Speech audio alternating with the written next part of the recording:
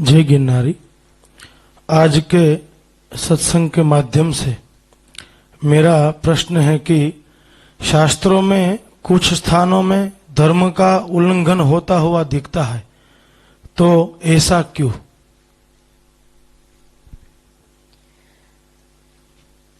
धर्म शास्त्रों का एकमात्र हेतु या फिर ये कहे कि इसका मूल हेतु धर्म ही है। भगवान के अवतार का हेतु भी तो यही बताया, धर्म संस्थापनार्थाय। जहां जहां धर्म का उल्लंघन होता हुआ नजर आता है, वहां पर जो धर्म का रूप है वो परम धर्म का नहीं है, स्वधर्म का है। क्योंकि एक समय आता है कि साधक स्वधर्म से परे हो जाता है, स्वधर्म से मुक्त हो जाता है,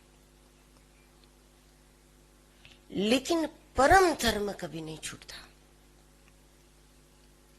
जिस धर्म की बात है, जिस धर्म के लिए धर्म ग्रंथों की रचना है, जिस धर्म के लिए राम और कृष्ण के अवतार है, वो धर्म शब्द स्वधर्म के लिए नहीं है, वो परम धर्म के लिए है। बिल्कुल स्वधर्म का पालन मनुष्य को करना ही चाहिए। स्वधर्म का पालन करने वाले को ही परम धर्म में प्रवेश मिलता है। लेकिन जब परम धर्म में प्रवेश हो गया, तब तो ऐसी बात है कि आप ऊपर की मंजिल पर है तो नीचे की मंजिल पर नहीं है, सीधी बात। और जब आप नीचे की मंजिल पर है तो इसका मतलब है कि आप ऊपर के मंजिले पर नहीं है। तो ऊपर के मंजिले पर जो पहुंचा है वो क्यों होगा नीचे के मंजिले पर? स्वधर्म का भली भांति पालन करने वाला कर्तव्यनिष्ठ व्यक्ति ही एक दिन भगवत कृपा से, गुरु कृपा से, संतों की कृपा से, अपनी आत्म कृपा से, अपनी साधना के परिणाम रूप एक दिन परम धर्म में प्रवेश कर लेता। और उसके बाद वो स्वधर्म का पालन नहीं करता तो उसे धर्म का उल्लंघन नहीं माना जाता। ऐसी बहुत सारी कथा है। जैसे राम वनवास के समय भगवान श्री राम ने सीता जी को कहा कि आप अयोध्या में रह जाओ, आप हमारे संग चलने की हठ न करो और यहां रहकर सास ससुर की सेवा करो, मेरी आज्ञा का पालन करो, ये सब आपका धर्म है। जबकि सीता जी ने उस धर्म को नहीं माना। यही बात लक्ष्मण जी के लिए भी तो थी। लक्ष्मण जी को भी यही कहा गया कि तुम अपने धर्म का पालन करो, या सबको देखो, संभालो। भरत शत्रुघ्न की उपस्थिति नहीं है, मैं वन जा रहा हूं, पिताजी बेहोश है, अब तुम ही तो हो, तुम्हारा धर्म है। जबकि उस धर्म का पालन लक्ष्मण जी ने नहीं किया। उसी प्रकार जब श्री राम अयोध्या से निकल गए, तब भगवान का रथ महाराज दशरथ जी के प्रधान सचिव सुमंत जी ने चलाया। और सुमंत जी को महाराज ने कहा था कि गंगा तट तक ले जाओ, वहां से वापस ले आना और मेरा संदेश कहना कि पिताजी की आज्ञा है। और जब सुमंत जी ने गंगा तट पहुंचने के बाद राम जी को महाराज का संदेश बताया और कहा कि पिताजी की आज्ञा है, आप वापस लौटिए, उस आज्ञा को श्री राम ने शिरोमान्य नहीं किया।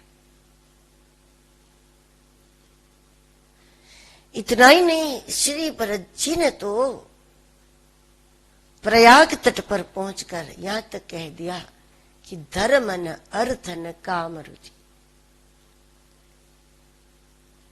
मुझे मोक्ष नहीं चाहिए, मुझे काम नहीं चाहिए, मुझे अर्थ नहीं चाहिए। वो तो ठीक था, लेकिन भरत जी ने कह दिया मुझे धर्म भी नहीं चाहिए। यह स्वधर्म की बात है।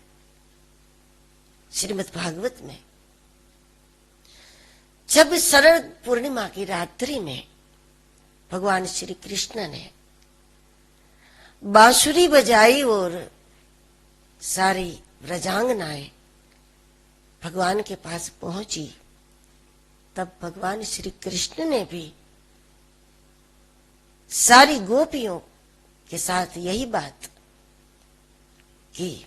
सबको यही कहा भगवान कृष्ण ने भी कि आप घर जाओ, अपना अपना घर संभालो, अपना अपना कर्तव्य निभाओ, अपने अपने बच्चों को देखो,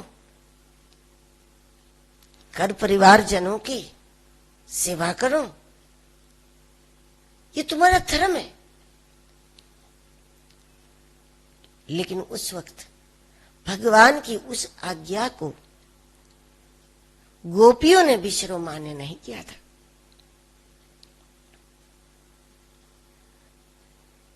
जबकि भगवान कहते थे धर्म है तुम्हारा, लेकिन इस धर्म का पालन गोपियों ने नहीं किया।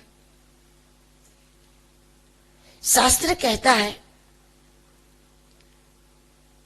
कि नहीं असत्य समपातक पुंजा,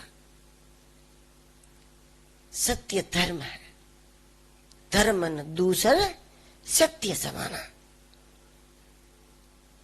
लेकिन भागवत को देखो, वसुदेव जी ने कंस को वचन दिया था, कहा था कि मैं 8 संतान तुझे सौंप दूंगा। कंस ने भी विश्वास इसलिए किया था, वो जानता था, वो अपने बारे में जानता है कि मैं झूठ बोल सकता हूं, लेकिन वसुदेव जी झूठ नहीं बोल सकते। मैं धोखा दे सकता हूं, वसुदेव जी नहीं दे सकते। इस बात पर विश्वास किया था कंस ने। लेकिन वसुदेव जी ने श्री कृष्ण को पहुंचा दिया गोकुल में।